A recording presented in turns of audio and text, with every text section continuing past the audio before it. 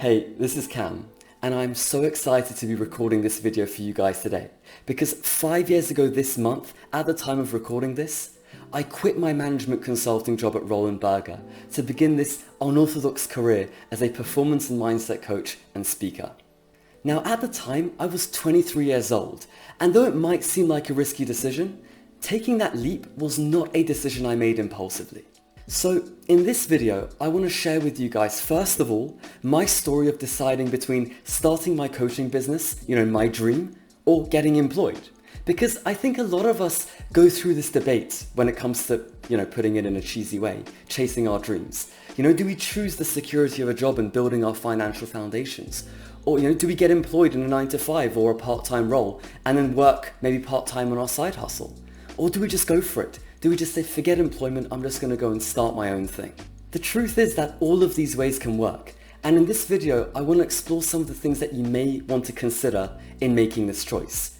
Which brings me on to the second part we're going to discuss in this video, which are the 8 reasons that made me choose that corporate role, that management consulting job, as my decision over chasing my dreams. In other words, it's both the reasons which are rational, calculated reasons and my irrational fears that perhaps held me back from pursuing my dream immediately. And the reason I want to share these is that I think that many of us experience similar fears. So I really hope that this can help you to get clear about what may be holding you back from making that transition to whatever it is that you really, really want to do. And then in the next video I make, I'll discuss the actual strategies that we can use to address perhaps these 8 reasons that may be holding us back to actually allow us to make that transition. So a quick bit of context to my story. Basically, when I finished my 4th year Masters in Engineering at Cambridge, I didn't have a job. I didn't graduate with a job. And the way I saw it, broadly speaking, I had 2 options. The first one, get employed, whether in an established role in a big corporate firm or in a startup, and really devote myself to that or build my business on the side. Or the second option, chase my dream and start my coaching business full time. You see, personally, I came across this field of coaching when I was in my 3rd year at Cambridge, because rigorously applying the tools and techniques were what helped me to recover from a depression that I experienced and healing this back injury that I had. Then these coaching tools kind of helped to take me to the next level, enabling me to transform this 2-2 grade that I'd gotten for the first 2 years there into a first-class degree, and to also finally recover from that injury and play in the Oxford versus Cambridge varsity tennis match. Now here's the thing, I did these things, but when I found myself mentoring people in my 3rd and 4th year, using these coaching frameworks and seeing the impact they were having, it weirdly enough made me feel better than any of those grades or sporting accomplishments had ever done. So from my side of things, I knew that coaching was something that I felt compelled to do qualifications in and pursue as a career at some point in my journey. But the truth was, I felt too afraid to take the plunge straight away. So I told myself that I'd apply one final time to as many organizations as I could. So I applied to jobs, everything from management consulting through to HR roles, even in business development in startups. And things worked out. I got that job in management consulting, despite the fact that I hadn't even received an interview from that firm in the years prior, and also from the fact that I'd been rejected from every management consulting internship or graduate role that I'd applied for in the 3 years before this, which perhaps is a story for another video as to how I managed to do that. But back to this. So why did I take the management consulting role instead of going for my dream? Well, I mentioned to you guys that I was too afraid to take the plunge. And deconstructing that, going a bit deeper into it, I could see 8 reasons causing it. So reason number 1 was that externally speaking, I was afraid of being judged, right? Earning a Cambridge degree in engineering to become a coach was not a path often taken, and I couldn't help but be consumed by these thoughts. What would my family think? Would my peers think that I wasn't good enough or I just couldn't cut it? These questions used to really haunt me. And here's the thing, even after deciding to walk my own path at Cambridge in terms of changing my lifestyle and kind of taking myself away from the people who fed these insecurities, there was still years of conditioning behind this fear of judgment that I had and this need for approval that I had. So I had to be honest with myself just to recognize that as much as logically I knew that it shouldn't matter what others thought, I still wasn't at that stage in my journey. I still hadn't done the inner work to fully transcend that, to fully let go of that need to belong and that fear of being judged.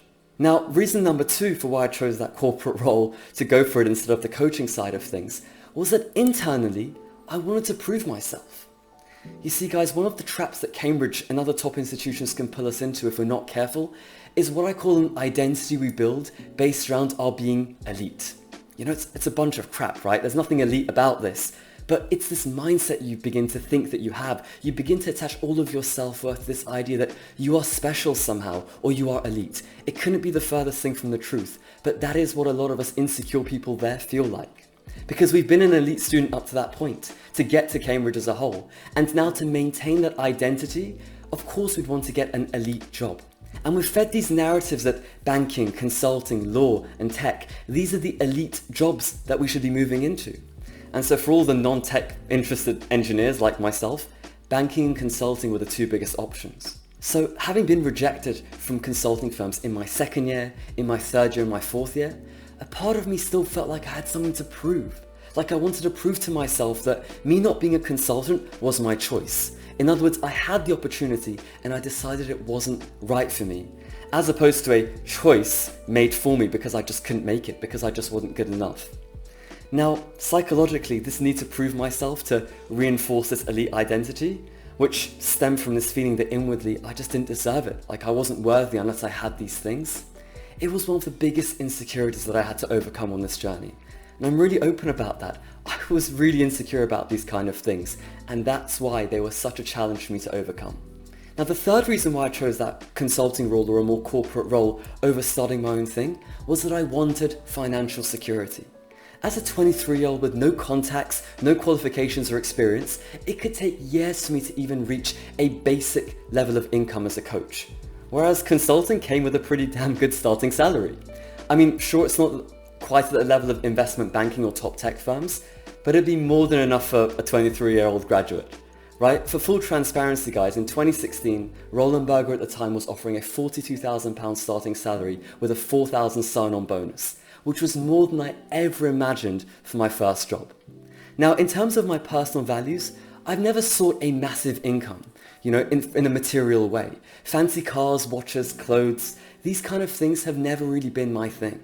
But I wanted to build financial foundations to provide for a family one day, to own a home, to offer my kids opportunities that maybe I didn't have, and to pursue the sports and activities that they really love, and so on. So the financial security side of things definitely came into my decision making, and it may be the same for so many of you guys watching this. And the 4th reason, was I was really afraid of regretting my decision. Now, what I mean by this is, what if I went for coaching as a profession and I just really sucked as a coach? What if a part of me became really disillusioned with coaching when I saw all my peers excelling and prospering in their banking, consulting and law careers? Guys, coaching is something I truly believe that I had a passion and aptitude for, and when I tried it out in my 4th year pro bono, I'd absolutely loved it. But that was what made it even more terrifying to think of me falling out of love with it for whatever reason if I failed to make it work. I was haunted by that potential fear that I'd fall out of love with it, that I couldn't do it justice. Now, the 5th reason is that I lack clarity. Guys, I was so clueless about this. Who do I even coach? Would professionals take me seriously? Where would I even begin? You know, if I get employed, do I coach on the side and build up slowly? Or would I leave the job and build it full time? These were questions I didn't have the answer to. And truth be told, they were so uncomfortable to even think about. I really believe that lack of clarity about our future, this fear that we have, is something that so many of us share, and which often causes us to delay making decisions or to procrastinate on taking actions. So it really is something that this lack of clarity can cause us to make a different decision. So it's so important to be aware of it if right now it's contributing to the decision that you guys might be making. Now, reason number 6 was that I didn't trust my work ethic. Guys, would I have that conviction and patience to put in the hours when progress was immeasurably slow?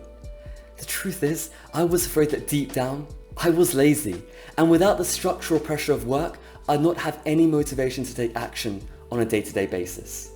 And this might sound a little weird for someone who went to Cambridge to say, but one of the most disempowering beliefs that I had was that I was lucky and not as hardworking as others. Now in hindsight, that wasn't true at all. What I perhaps lacked for in quantity of work, I made up for in terms of being productive and intelligent with how I chose my work. But at the time, my fear was that I just wouldn't have this discipline or work ethic to put in a bit of work every single day. And if I didn't have that, well, how on earth would I stick with building a coaching business up from scratch? Now, the seventh reason why I chose to forego my dream and go into a corporate role was because I lacked confidence and self-belief. And what I mean by this, well, this one was a really tough one, and it reflected back one of the biggest insecurities that I had, which was actually about my appearance. I already looked so young. Maybe I look young now to you guys for a 28-year-old. At the time at 23, I looked even younger. So for me, one of my biggest insecurities was what would professionals I would try to coach even think of me? Would they just think I was this kid with no experience and nothing of value to add? It was a dose of imposter syndrome, to be really honest, both in terms of the competence that I hadn't built yet, but also in terms of the confidence I lacked in myself. In the coaching world, this is something that we call a limiting belief, but at the time, I really bought into that belief. And I knew it was a real problem when it came to my coaching dreams. After all, if I didn't believe in myself, why on earth would anyone else? And the final reason number 8 why I chose to go for a corporate role instead of chasing my dream, was that I was afraid that I lacked resilience. Guys, I would imagine how tough the first few years of coaching would be. Trying to get clients, building something up from scratch. And the thought of the number of setbacks and false starts that I would face made me feel so overwhelmed. The truth is, I didn't trust in my ability to bounce back from disappointment of not making these things work. And truth be told, that's the root of lacking resilience for most of us. We envision that worst case scenario happening, we feel the emotions we would experience if it happened, and we lose belief in our ability to handle it and to bounce back from it. So those are my 8 reasons, and I think that a lot of us share these similar fears, right? I mean, you tell me, what are the fears that you have when it comes to pursuing a career that you think you'd love or want to try? I'd love to hear about it in the comments and help if I can through making videos on those topics specifically. In the meantime, guys, I hope that this video has helped you to get a bit more clarity about what may be holding you back from taking that leap in your career or applying for that promotion, whatever it is that you're aiming for. And I'll be back with a video on the 8 solutions that worked for me to address these 8 problems I talked about, which allowed me ultimately to quit that job and begin my journey as a solopreneur coach, speaker, and author. Thank you so much for watching, and please do like, share, and subscribe if you found this video useful. Take care, and I hope to see you back here soon.